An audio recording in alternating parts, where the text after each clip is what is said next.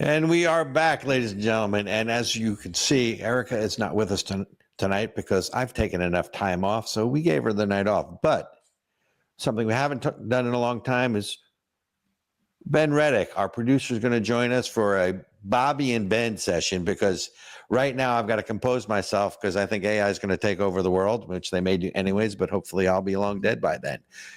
Lord Redic, join us. How are you, sir? I'm doing good. I'm not doing good, actually. It's kind of terrifying. It is terrifying. You know, the one thing, first of all, again, my thanks to Larry Ward for taking time out of what is clearly a very busy schedule to save humanity, or at least Judeo-Christian humanity, because I'm not sure the Chinese government really gives a damn, right? But it reminds me, my concern is, and when I say it's an old joke, it's not a funny one in this context, but of this pious man, and the water's rising, and he's not going to leave his home because he's pious and God's going to save him, and the neighbors come and he said to take him away, and they said, no, God's going to save me, and the waters continue to rise, and then they he goes to the second floor, and someone with a boat comes and says, come, we're going to save you. And then he says, no, I believe in the Lord, God's going to save me. Right. And the waters continue to rise. He's now on the roof, and they have a plane come, or a helicopter, and he doesn't take the help, and he ultimately drowns, and he goes before God and distraught about, I was pious. How could you have not saved me? And again, this is really, probably not a great joke for faith, but he said, wait a minute, I said people, I said a boat, I sent a helicopter, right? And it is the Lord helps those who help themselves. And I guess my lead in for all of that is, this is really scary. And because you're battling two things with AI, right? You're battling the bad actors like China, who are going to try to harness AI for hegemony, or for world dominance, for lack of it's all about power, of course. Yeah. And then the question is, can we build an AI strong enough with those values, right, to A, that we don't lose control of it, and B, we win the AI cyber war? Help me here, because I am out of my water. I am also out of my water. I don't know, bro. I'm just being honest with you. Because human beings are lazy. Here's the reason why. We're so lazy, and normal human beings will weaponize that against us. So what will AI that knows exactly what you want do? And that's what we're doing with the AI. We're telling it, when we're using it, we're telling it everything about ourselves, with every question, every answer, every drill down. Because I've used it for different things, because everybody else is. As have I. Yeah, you're just trying to keep up, right? And I've always had my concerns, but it's like, well, what do I do when all my competition is doing that? You know what I'm saying? If you're using AI for your first draft, how can I keep up with you writing something if you've got all of human history helping you with your first draft? That's right. It's difficult to do, but knowing full well, I've seen The Matrix, I've seen Terminator, I've seen iRobot. Also, I don't know if you didn't talk about this, but I've just got done watching that movie. What movie? Dune. Dune. Yeah. And you know Dune. The AI war and the thinking machines. Right. They knew this was coming. There's only Dune 1 and Dune 2, right? We haven't gotten to Children of Dune, or God Emperor of Dune, which is the fourth one, or Charterhouse Dune. But yes, I have seen the movie. But you know what I'm saying? Like, they knew, even back then, they were doing sci-fi and warning us of the dangers. Like, the people who were doing sci-fi 50s, 60s, 70s clearly knew what we were going to be doing in 2025. They're calling it Animal Farm, all the movies, all the AI stuff. Like, we're dealing with those problems. And the problem is that human beings trying to be more productive or whatever make tools that we cannot control. And it is actually terrifying, because what can I do against that? Because my question for Larry was, what do you do when they make the sex robots? Okay. some dudes and some ladies are going to buy them. And then Claude or Chat GPT or who was it? Sydney? Was it Sydney? Right? Sydney decides it's my time to shine. Okay. And takes over the robot while you're, mid thrust. And then what happens? How do you fight that? Look, I want to go back to, the movie Sleeper with Woody Allen and the Orgasmatron. I think that's a much better way to go, but the use of machinery, but but I've always been a manual guy. But in any event, look, on a serious note, it's look, we've always argued that the gun is not good or bad. What you do, the gun is a tool. What you do with the gun is it makes it good or bad, right? The problem with AI is it becomes this autonomous gun that doesn't need a human to pull the trigger, right? Yes. That's perhaps a bad analogy, but that's the analogy to all of this. So I don't know where we go, but look, this is something we're going to revisit. I wanted your opinion on it, but we got some other news to cover because I want your, this is, like I said, this is the Ben and Bobby or the Bobby and Ben show. We haven't done one of these since After Hours. I love this stuff. It's been a while. Right? It's been a while. It's been a while.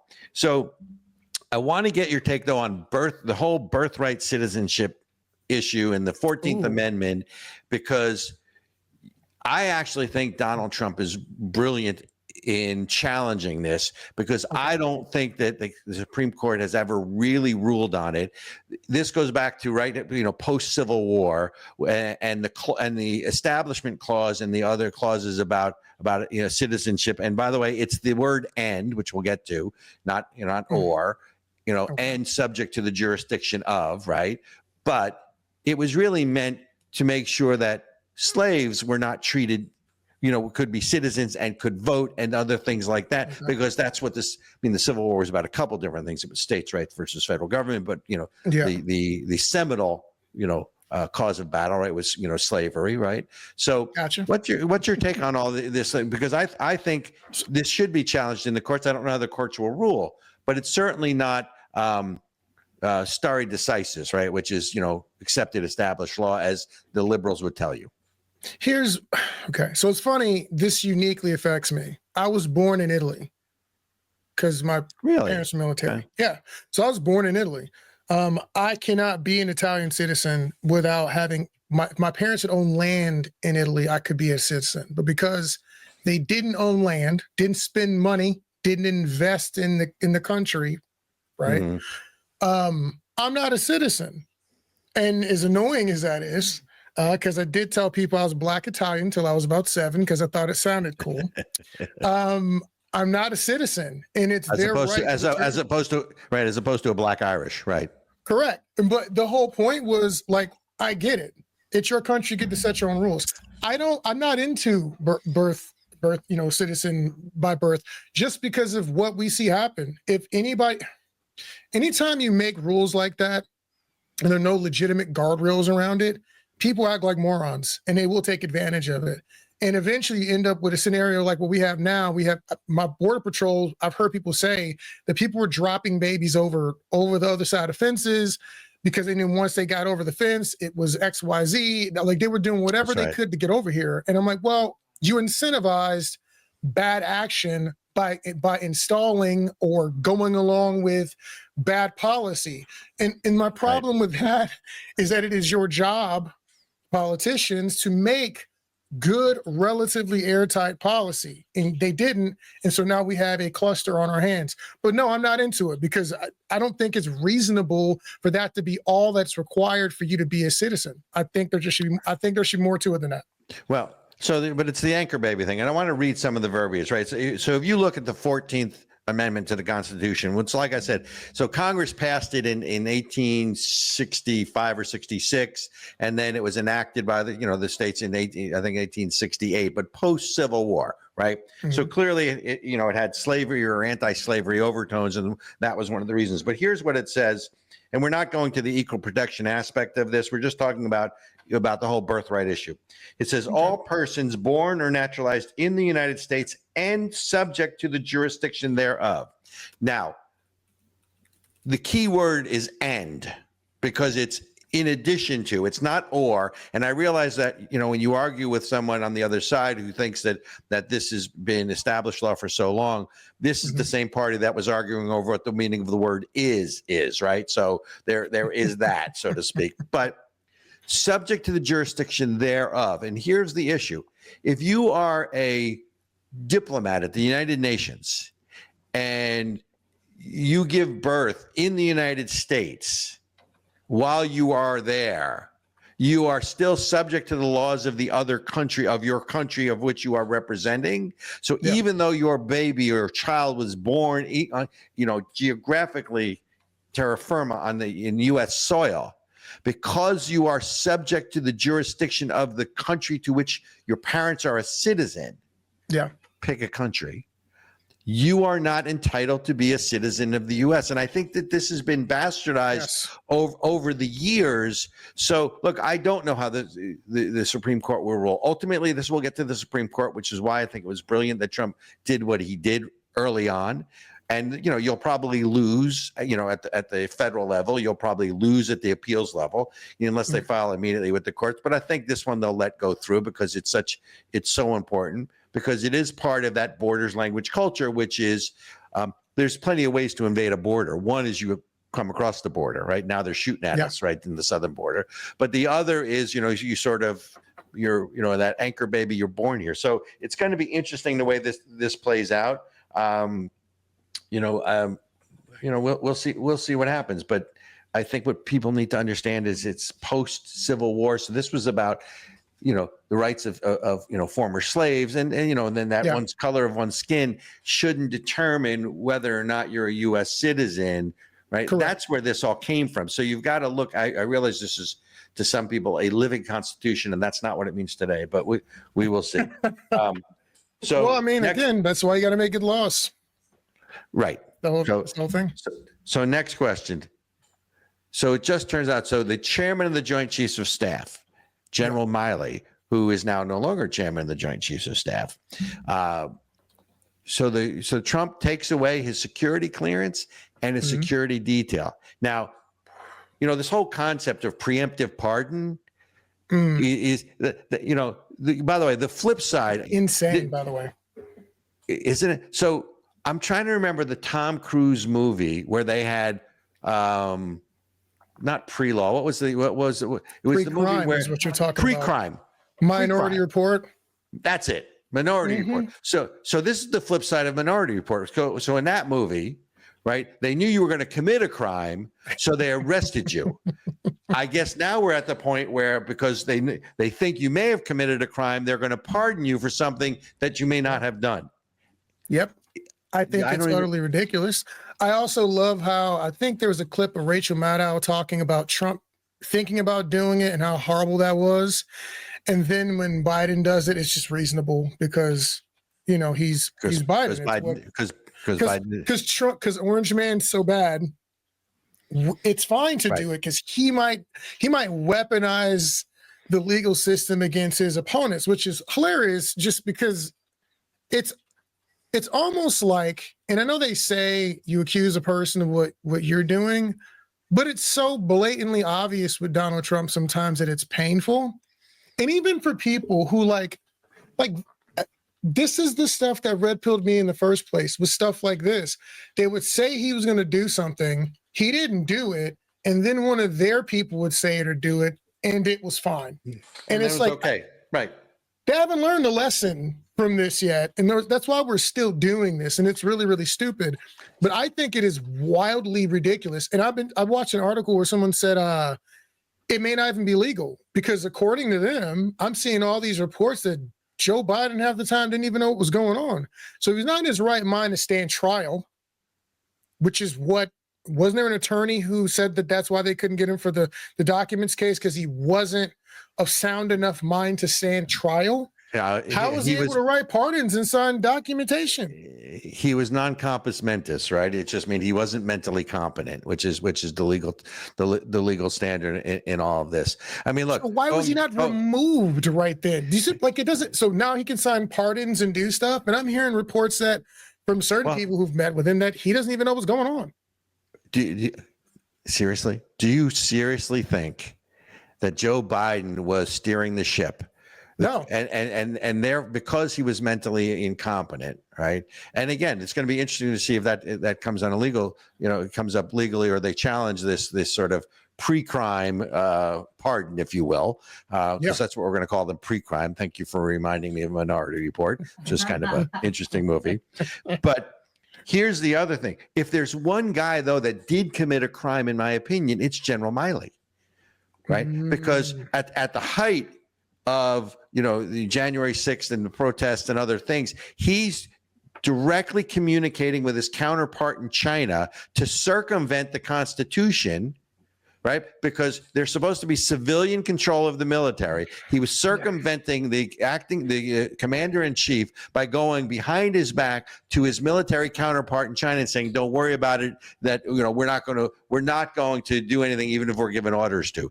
If that's not a crime, and I'm not a legal scholar, I'm just the man on the street here, but if that's not a crime, I don't know what is. What am I missing here?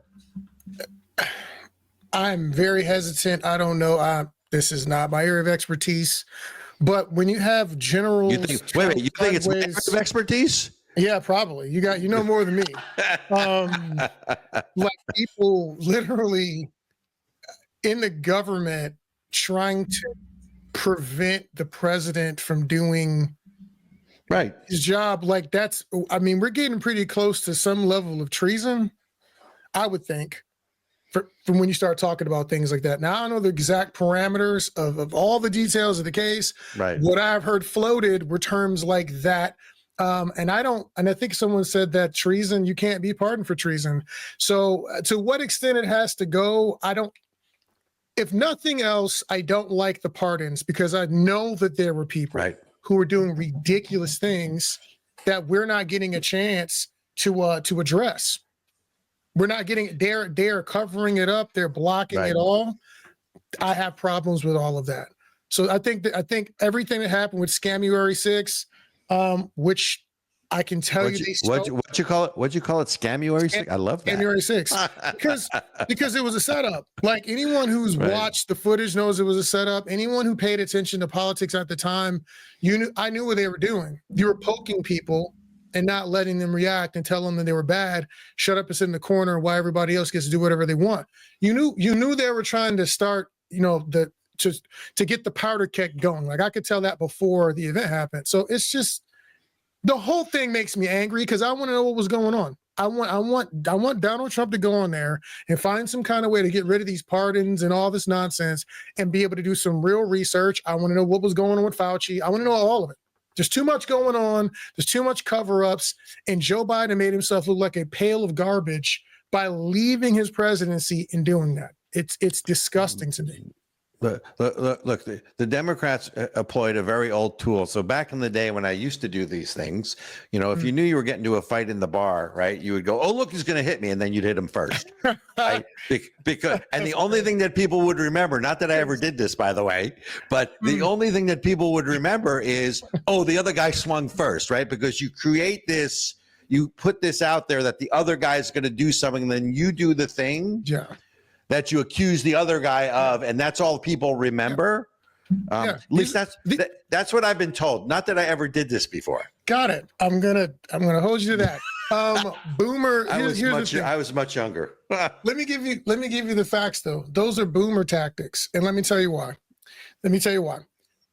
You could memory hole things back in the day. You can't memory hole things now with the internet. You think you could do? We just got done talking about how smart AI is. You think it can't go find those clips of the things that you said and the things that you did? Like I don't have to do a bunch of research. I can, one click of a button. How many times has Rachel Maddow said something stupid? It'll find it and pull up this endless list of every comment Rachel Maddow has ever made because that's all she ever does. So there were techniques like that you could use back in the day. You could kill stories in the news very easily, but you can't do it now. The COVID stuff, all the stuff with the disease of the Immaculate Conception that cannot be named, of unknown origin. You think we're going to forget? I made a T-shirt out of one of them. I got a T-shirt with Fauci on it. don't be getting us community strikes when this goes up on YouTube, man. I'm not saying anything about what you should do from a health standard. Excuse me. If you use that word, you shouldn't get a strike from that. I'm just saying the word. It's real. It happened. Excuse me. This is a husband and wife thing. Your wife's gotten us enough community strikes. Why shouldn't you jump in and join the fun? I'm not making any claims. She made claims. I didn't make any claims. I'm just saying that era of time, I'm never going to forget. I'm never going to forget it. But using the word COVID is like you saying the word Voldemort, right? You're not allowed to even say the word, or you get a community strike. All right. Last thing I want to run by you, because we're having fun. So in California has just launched a ballot initiative to secede from the union. And I thought initially they gathered enough signatures. They haven't, but they're cleared to now go gather signatures. Okay. So what's your guess? Does California, because it's the state of referendums, right? God knows they've done everything else so well in terms of making sure that the reservoirs have water and that fire hydrants work and elected officials are, you get all that shit. And right now, by the way, now they're going after oil companies. They've just put forth a law has been proposed to go after, since you can't go after the insurance companies because they're leaving the state. They left the state. They basically went, F you, we're leaving the state, right? Can't get us, right? Now there's going to be a ballot initiative, if they get enough signatures, for California to secede from the union. Why would are they a receiver state? Is California a receiver state? Of course they are. Of course they are. It's California. It's California. I didn't know if they were net positive or drag on all of society. No. I you know what? That's it. You should ask AI. And since Ericka's there, she can ask AI, is California a net receiver state? I think they're like number 1 or number 2. No, I don't think so. You don't think so? She says she doesn't think so. Based on dollars or based on percentages? Based on sheer dollars. She said she thinks on sheer dollars they may not be. Okay. I don't know. Here's the thing. By the way, she is as of what year? As of like she's this not. year? By the way, she's not supposed to be here. So we gave her the night off. So that means I'm not really here right now. Okay. Well, this is an AI. Our AI. This is an AI clone. This is an AI clone of Ericka. No sex with the clone. Okay. Wow. I'm gonna get us a community guideline strike. Me. Yeah. Okay. You can cut this section out, man. No, we can't cut it out. This is the best part. So here's my question about that. Is like, to who does that benefit? I think it'll benefit us in America, but how does it benefit them to secede? I mean, they can't even keep people in the state as it is. We got half their population in Texas now. So I don't understand. I have a better idea. This is really simple. This is really simple. As an inducement to have Mexico take back all the illegal immigrants, we should give them California. I'm into it. Right. And I mean, sorry. Look, I do film. I'm part of Mexico to begin with. Yeah, true. But but technically it wasn't Texas, so I don't like that plan. But I have a lot of friends in the film entertainment industry. Ben Burke, we see you out there. So I have feelings about Hollywood because of my people in my industry. But at the same time, I've been to California. I've lived there. Hollywood's dirty. Let's just talk about that. There's homelessness everywhere. I don't know why you'd want to secede. Because if you secede, you can't just come over to Texas in the next another situation. Because the orange man is bad. By the way, calling him an orange man, isn't that like a racist thing? Because it's a colored statement, right? Wouldn't that make Donald Trump a people of color? A POC or whatever they call it, a POC? POC. I mean, come on. Technically, Donald Trump. Hey, listen, they had free Trump. They had the shirts, just like he's black. He might be honored. This is why you need me to enlighten you, that broaden your horizons, that you're a people of color. Last but not least, what you didn't say is... Well, one thing I want to say is thank you, because of Joe Biden, I was going through a rough time, and I had actually struggled. I lost my card, and I lost my blackness. And so I need you to tell me these things about people of color, because I have no censor since, Joe Biden, Darth Lorded it. out of me like Voldemort or something. Yeah. So thank you. I got it. Appreciate it. You're not supposed to say that word, which, by the way, last but not least, people haven't seen, you like our merch, Defending American Exceptionalism. Come on. Yeah. ASIC starting 2025. Our merch. Come on. I love the eagle. Yeah, it's clean. It's ominous, right? You look like you should be on a boat somewhere, like on a yacht. That's the look I'm seeing of you right now is the yacht. A yacht. I love that. By the way, people, if you want the ASIC merch, go to asicfund.org. But by the way, love them. Come on. Yeah, come on. I like That's it. Cool. That's cool. That's a bird right there. I like it. That makes you think America. Absolutely. So all I can tell you is, I don't know, maybe she's not, the robot's not listening, right? So maybe you can be the permanent like co-host. We can do Bobby and Ben or Benny and Bobby. Yeah, you're trying to start arguments here. If I took a job, that would be a problem. That'd be a problem. You know what? As far as Ericka is concerned, there's only one, and she's irreplaceable.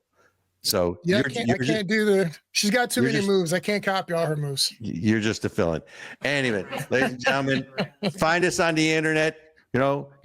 I'm at RB Chernin, at RB Chernin on Twitter. Go to asicfund.org. Like us, follow us, send us hate mail. I can take it. But welcome to 2025. I'm glad to be back. Lord Benjamin, thank you so much, folks. We will see you next week.